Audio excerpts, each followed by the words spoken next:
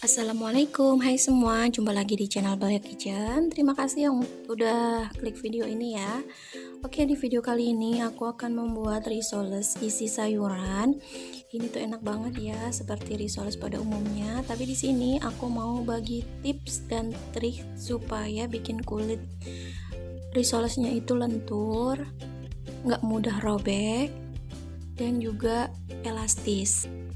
Oke, yang mau tahu resep dan cara aku bikinnya seperti apa, ikutin videonya sampai selesai. Oke, langsung aja untuk bahan kulitnya. Ini aku udah sediakan 500 gram tepung protein tinggi, aku pakai merek Cakra Kembar. Kemudian ada 50 gram tepung tapioka, 1 butir telur, 1 bungkus penyedap rasa. Ini aku pakai Royco rasa sapi, teman-teman boleh ganti pakai penyedap rasa yang lain. Kemudian ada 1400 ml air.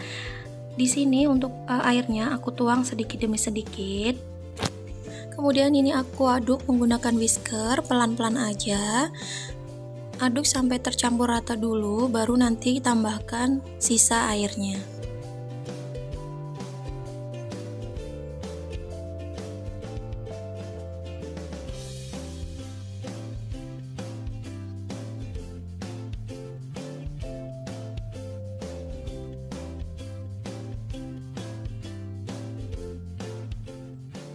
Kemudian aku tambahkan 40 ml minyak sayur. Ini diaduk lagi sampai benar-benar tercampur rata. Nah, untuk mendapatkan tekstur yang benar-benar halus tanpa ada tepung yang bergerindil, ini aku saring dulu.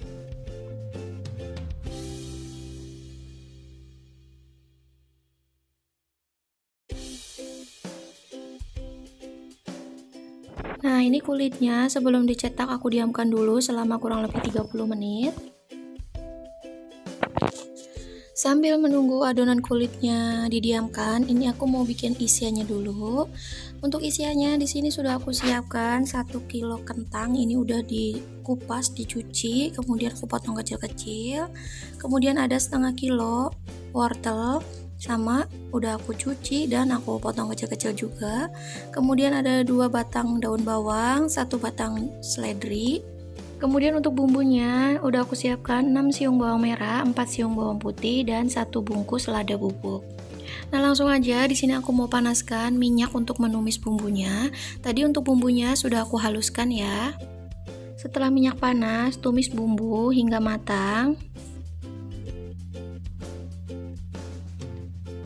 Nah, kalau bumbunya sudah agak mengering seperti ini tandanya bumbunya udah matang ya. Kemudian aku masukkan untuk sayurannya, kentang dan wortel.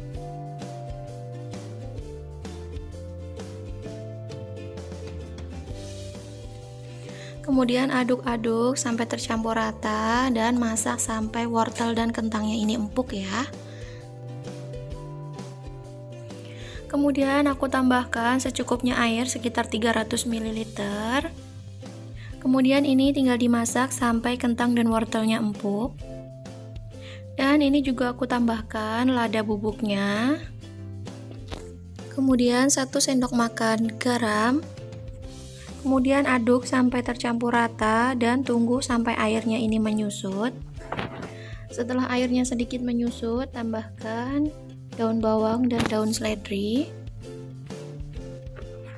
Nah, ini wortel dan kentangnya udah matang. Airnya juga sudah menyusut. Jangan lupa untuk koreksi rasa ya, teman-teman. Jika dirasa kurang asin, teman-teman bisa tambahkan garam dan seterusnya. Oke, ini isiannya udah siap untuk kita gunakan.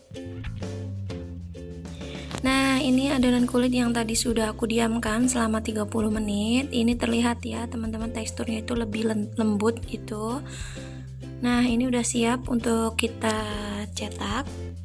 Nah, ini tips dari aku supaya adonan risoles itu tidak mudah robek. Pakainya itu didiamkan dulu adonannya ini selama kurang lebih 30 menit, itu minimal.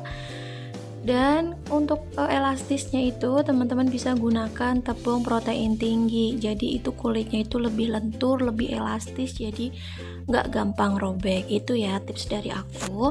Oke, langsung aja ini aku mau cetak dulu. Nah, di sini aku udah panaskan teflon. Ini aku pakai teflon ukuran 22. Teman-teman bisa juga pakai ukuran yang lebih besar ataupun lebih kecil, tapi ini menurut aku udah standar ya. Kemudian di sini aku kasih sedikit minyak, kemudian aku lap menggunakan tisu. Nah, seperti ini ya, seperti di video. Ini supaya tidak lengket, cukup sekali aja di awal proses cetaknya. Nah, setelah teflonnya panas, ambil adonan kulit 1 sendok sayur, kemudian putar dan cetak seperti ini. Aku di sini menggunakan api sedang. Jadi nanti hasil kulitnya ini tuh ada gelombang-gelombangnya gitu. Tapi kalau teman-teman mau yang hasilnya mulus, teman-teman bisa gunakan api kecil aja. Nah, ini ditunggu sampai pinggiran kulitnya ini tuh mengelupas, baru nanti bisa diangkat. Dan tips lagi dari aku, kalau teman-teman bikin kulit risoles itu usahakan kulitnya itu benar-benar mateng, jadi itu meminimalisir si kulitnya ini nanti tidak mudah robek juga ketika digoreng. Nah, kalau teflonnya lengket, bisa kalian bantu pakai spatula pinggirannya untuk melepaskan. Nah, seperti ini ya. Nah, ini si kulitnya udah bisa terlepas dari teflonnya. Nah, ini ya hasilnya. Oke, lakukan sisanya sampai selesai.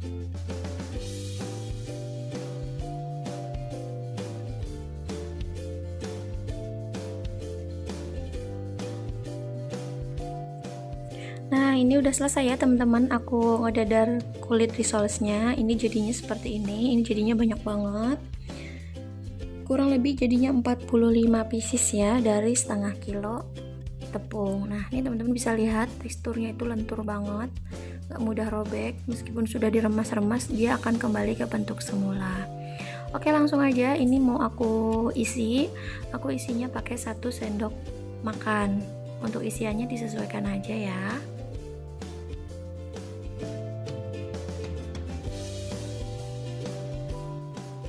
Nah, setelah diisi, lipat dan gulung seperti yang ada di video.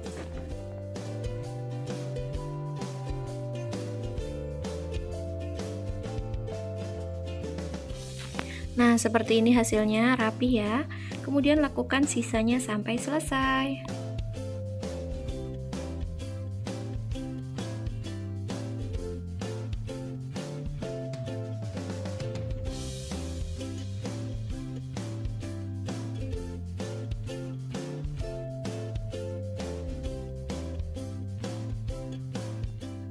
Nah, lanjut untuk bahan pencelupnya, ini ada 10 sendok makan tepung terigu, kemudian aku tambahkan 400 ml air, ini diaduk sampai tercampur rata. Nah, kalau adonan pencelupnya sudah siap, di sini aku siapkan juga tepung panir.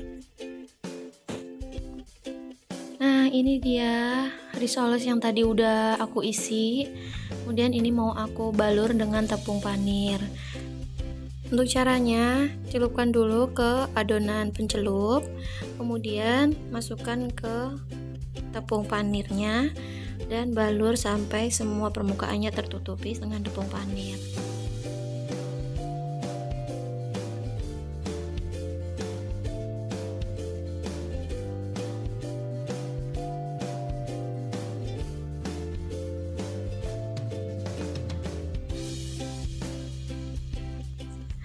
Oke, lakukan semuanya sampai selesai.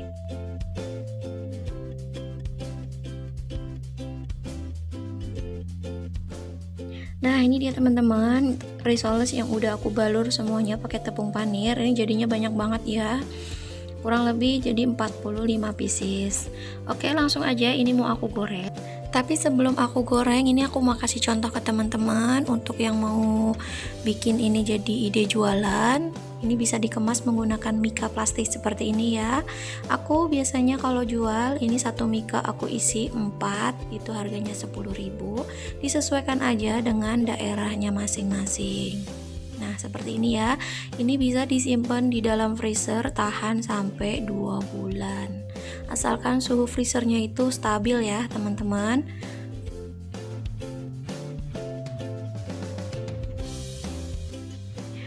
Kemudian ini aku udah panaskan minyak.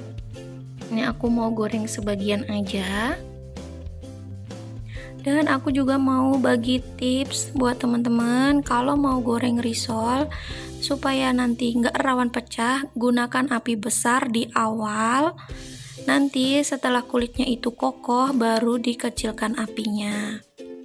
Oke, kemudian ini aku goreng sampai kedua sisinya berwarna kuning kecoklatan. Jadi untuk goreng risoles ini tidak perlu terlalu lama ya teman-teman.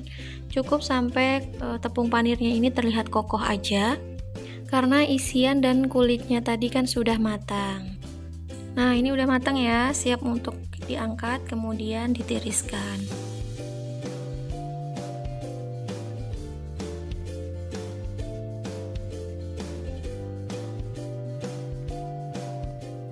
Nah, ini dia teman-teman, risoles isi sayur ala Balea Kitchen.